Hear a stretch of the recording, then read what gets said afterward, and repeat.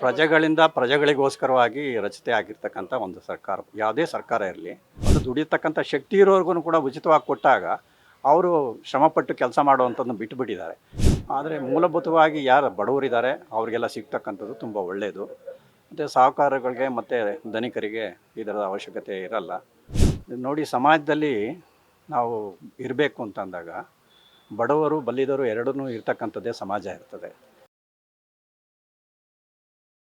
Sir, ಇವಾಗ BPL card ರದ್ದು ಮಾಡಿದ್ದಾರೆ. ಇದ್ರ ಬಗ್ಗೆ ನಿಮ್ಮ ಒಪಿನಿಯನ್ ಏನು? ಓಕೆ, ಈಗ BPL ಕಾರ್ಡ್ ರದ್ದು ಮಾಡಿರುವಂಥದ್ದು ತುಂಬ ಒಳ್ಳೆಯದು. ಆ್ಯಕ್ಚುಲಿ ಈ BPL ಕಾರ್ಡ್ ಮಾಡೋ ಉದ್ದೇಶ ಮತ್ತು ಸರ್ಕಾರ ಕೊಟ್ಟಿರುವಂಥದ್ದು ಏನು ಸವಲತ್ತುಗಳಿದ್ದಾವೆ, ಇದು ಬಡ ಜನಗಳನ್ನ ಮೇಲೆತ್ತಲಿಕ್ಕೆ ಮತ್ತು ಅವರ ಅಭಿವೃದ್ಧಿ ಆಗಲಿಕ್ಕೋಸ್ಕರವಾಗಿ, ದೇಶದ ಅಭಿವೃದ್ಧಿಗೋಸ್ಕರವಾಗಿ, ಮತ್ತು ಸಮಗ್ರವಾಗಿ ಎಲ್ಲರೂ ಕೂಡ ಸಮಾಜದಲ್ಲಿ ಶಾಂತಿಯಿಂದ ಮತ್ತು ಎಲ್ಲರೂ ಕೂಡ ಸುಖವಾಗಿರಲಿ ಅನ್ನೋ ಉದ್ದೇಶವಾಗಲಿ ಮಾಡುವಂಥದ್ದು. ಆದರೆ ಇದರಲ್ಲಿ ಕೆಲವು ಸತಿ ಏನಾಗಿದೆ ಅಂತಂದರೆ, ಬೇರೆ ಕಾರಣಗಳಿಂದ ಮಿಸ್ಯೂಸ್ ಆಗಿರೋವಂಥದ್ದು ನಾವು ಈ ಕೆಲವು ಮೀಡಿಯಾಗಳಲ್ಲಿ ಮತ್ತು ಇದರಲ್ಲಿ ನಾವು ಓದಿದ್ದೇವೆ, ನೋಡಿದ್ದೇವೆ. ಸೊ ಅದು ಈಗ ಮತ್ತೆ ಅದನ್ನು ಏನು ರೆಕ್ಟಿಫೈ ಮಾಡಿ, ಮತ್ತು ಯಾರಿಗೆ ಮೂಲಭೂತವಾಗಿ ಸೌಕರ್ಯಗಳು ಸಿಗಬೇಕು, ಯಾರು ಬಡವರಿದ್ದಾರೆ, ಯಾರು ಮೂಲಭೂತವಾಗಿ ಅವರು ಫೈನಾನ್ಷಿಯಲಿ ತುಂಬ ವೀಕ್ ಇದ್ದಾರೆ, ಅಂಥವರಿಗೆ ಇದು ಸವಲತ್ತುಗಳು ಸಿಗಬೇಕು ಅನ್ನೋ ಒಂದು ಉದ್ದೇಶದಲ್ಲಿ ಮಾಡುವಂಥದ್ದು ಒಳ್ಳೆಯದು. ಯಾರೀಗ ಈ ರೀತಿ ಸವಲತ್ತುಗಳನ್ನು ಅನಾವಶ್ಯಕವಾಗಿ ಅಥವಾ ಅನಾವಶ್ಯಕವಾಗಿ ಅಂತಂತಂದರೆ ಅವರಿಗೆ ಬೇಡವಾಗಿದ್ದರೂ ಕೂಡ ಪಡ್ಕೊಳ್ಳೋ ಅಂಥ ವ್ಯವಸ್ಥೆ ಇದೆ. ಅದು ಮಾಡ್ಕೊಂಡಿರೋವಂಥವ್ರಿಗೆ ಸರಿ ಮಾಡ್ತಾ ಇರೋದು ಒಳ್ಳೆಯದಿದೆ. ಆದರೆ ಮೂಲಭೂತವಾಗಿ ಯಾರು ಬಡವರಿದ್ದಾರೆ ಅವರಿಗೆಲ್ಲ ಸಿಗ್ತಕ್ಕಂಥದ್ದು ತುಂಬ ಒಳ್ಳೆಯದು. ಮತ್ತು ಸಾಹುಕಾರಗಳಿಗೆ ಮತ್ತು ಧನಿಕರಿಗೆ ಇದರ ಅವಶ್ಯಕತೆ ಇರಲ್ಲ, ಒಂದು. ಆಮೇಲೆ ಇನ್ನೊಂದು ನಾವು ಗಮನಿಸಬೇಕು ಅಂತಂದ್ರಾಗ, ಈ ವ್ಯವಸ್ಥೆ ಕಾರ್ಡ್ ಮಾಡ್ತಕ್ಕಂಥದ್ದು ಅಥವಾ ಏನು ಎಲೆಕ್ಟ್ರಾನಿಕ್ ಕಾರ್ಡ್ಗಳು ಅಥವಾ ಏನು ಕಮ್ಯುನಿಕೇಷನ್ ಇವನ್ನೆಲ್ಲನೂ ಕೂಡ ಸ್ವಲ್ಪ ಸರಿಯಾದ ರೀತಿ ಅಪ್ ಟು ಡೇಟ್ಗಳು ಆಗಿಲ್ಲ ಅಂತಕ್ಕಂಥದ್ದು ನಾವು ನೋಡಿದ್ದೇವೆ. ಅದನ್ನು ಮಾಡೋದು ತುಂಬ ಒಳ್ಳೆಯದು, ಅದು ಸಮಾಜಕ್ಕೆ ಒಳ್ಳೆಯದಂತ ನಾವು ಬಯಸ್ತೇವೆ. ಸರ್, ಇವಾಗ ಸರ್ಕಾರ ಬಂದು ವರ್ಷದ ಮೇಲೆ 8 ತಿಂಗಳಾಗಿದೆ. ಕೊಟ್ಟಿರುವಂಥ ಯೋಜನೆಗಳು ಬಡವರಿಗೆ ಯೂಸ್ ಆಗ್ತಾ ಇದೆ ಅಂತ ಅನ್ಸುತ್ತಾ ನಿಮಗೆ?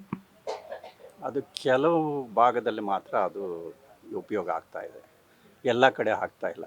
ಅದೇ ರೀತಿ ಕೆಲವು ಕಡೆ ದುರುಪಯೋಗನೂ ಕೂಡ ಆಗ್ತಾ ಇದೆ. ಆ ರೀತಿ ಅವಶ್ಯಕತೆ ಇಲ್ಲ. ನೋಡಿ, ಸಮಾಜದಲ್ಲಿ ನಾವು ಇರಬೇಕು ಅಂತಂದಾಗ ಬಡವರು ಬಲ್ಲಿದರು ಎರಡನ್ನೂ ಇರ್ತಕ್ಕಂಥದ್ದೇ ಸಮಾಜ ಇರ್ತದೆ. ಈ ಸಮಾಜ ಇರೋವಂಥ ಸಮಾಜದಲ್ಲಿ ಅವರು ದುಡಿದು ತಿಂದು ಅವರು ಏನು ಸಮಾಜಕ್ಕೆ ಮತ್ತು ದೇಶಕ್ಕೆ ಅವರ ಒಂದು ಅಭಿವೃದ್ಧಿ ಮತ್ತು ಅವರ ಗಳಿಕೆ ಮತ್ತು ಅವರ ಶ್ರಮ ಎಲ್ಲನೂ ಕೂಡ ಬೇಕಾಗಿದೆ.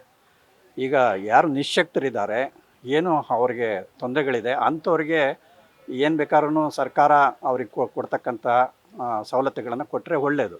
ಆದರೆ ಕೆಲವು ಸತಿ ಏನಾಗ್ತದೆ, ಈ ಸವಲತ್ತುಗಳನ್ನು ಬಲ್ಲಿದರ್ಗೂ ಕೂಡ, ಅಂದರೆ ಎಲ್ಲ ಅವ್ರಿಗೆ ಇರ್ತಕ್ಕಂಥ ಸೌಕರ್ಯ ಇರೋರಿಗೂ ಕೊಟ್ಟಾಗ ಇದು ಅವ್ರಿಗೆ ಬೇರೆ ರೂಪದಲ್ಲಿ, ಅಂದರೆ ರಾಷ್ಟ್ರದ ಸಂಪತ್ತೆಲ್ಲನೂ ಕೂಡ ಹಾಳಾಗ್ತಕ್ಕಂಥದ್ದು ನಾವು ನೋಡ್ತಾ ಇದ್ದೀವಿ. ಅದು ಆಗಬಾರ್ದು. ಅವಶ್ಯಕತೆ ಇರೋರಿಗೆ ಮಾತ್ರವಾಗಿ ಅದಕ್ಕೆ ಅವ್ರಿಗೆ ಅದು ಹೋದರೆ ಒಳ್ಳೆಯದು ಅಂತೇಳಿ ನನ್ನ ಭಾವನೆ. ಅಷ್ಟೇ ಅಲ್ಲ, ಆಮೇಲೆ ಇನ್ನೊಂದು ಏನಾಗುತ್ತೆ ಅಂತಂದರೆ, ಈ ವಾತಾವರಣದಲ್ಲಿ ನಾವು ನೋಡಿದಾಗ ದುಡಿತಕ್ಕಂಥವರು ಕೂಡ ಈಗ ಸೋಂಬೇರಿಗಳನ್ನ ಮಾಡಿಬಿಟ್ಟಿದ್ದಾರೆ. ಆ ರೀತಿ ಆಗೋಗಿದೆ. ಹೇಗೆ ಅಂತಂತಂದರೆ, ಈಗ ಉಚಿತವಾಗಿ ಎಲ್ಲರೂ ಕೂಡ ಉಚಿತವಾಗಿ ಕೊಡುವಂಥವ್ರು, ಅಂದರೆ ದುಡಿಯತಕ್ಕಂಥ ಶಕ್ತಿ ಇರೋರ್ಗು ಕೂಡ ಉಚಿತವಾಗಿ ಕೊಟ್ಟಾಗ ಅವರು ಶ್ರಮಪಟ್ಟು ಕೆಲಸ ಮಾಡುವಂಥದ್ದನ್ನು ಬಿಟ್ಟುಬಿಟ್ಟಿದ್ದಾರೆ.